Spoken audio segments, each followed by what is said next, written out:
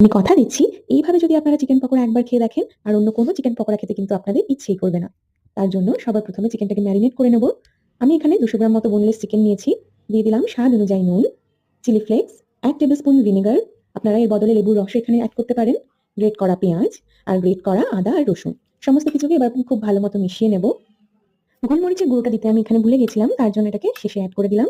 এবার চিকেনটাকে ম্যারিনেট হতে দেবো 20 থেকে 25 মিনিটের জন্য। 20 থেকে 25 মিনিট পর ফিরে এসে আমি এখানে একটা ডিম এড করে দিলাম। এবার একটা প্লেটের মধ্যে নিয়ে নেব 3 চামচ কর্নফ্লাওয়ার, তার সাথে মিশিয়ে নেব ময়দা। যতটা কর্নফ্লাওয়ার নিয়েছি তার থেকে কিছুটা বেশি পরিমাণে ময়দা নেব। দিয়ে দেব স্বাদ অনুযায়ী নুন আর গোলমরিচের গুঁড়ো। এবার সমস্ত কিছুকে খুব ভালো মতো মিশিয়ে নেব। একটা একটা করে চিকেনের পিস তুলে নিয়ে আমি যে মিশ্রণটা বানিয়েছি সেটার সাহায্যে ভালো মতো চিকেনগুলো খুব ভালো মতো কোট করে নিয়েছি আমি। এবার একটা কড়াইতে তেল গরম করে নেব। তেল যেন খুব বেশি গরম না থাকে। একটা একটা করে চিকেনের পিস আমি তেলের মধ্যে দিয়ে দেবো আর গোল্ডেন ব্রাউন করে ভেজে নেব।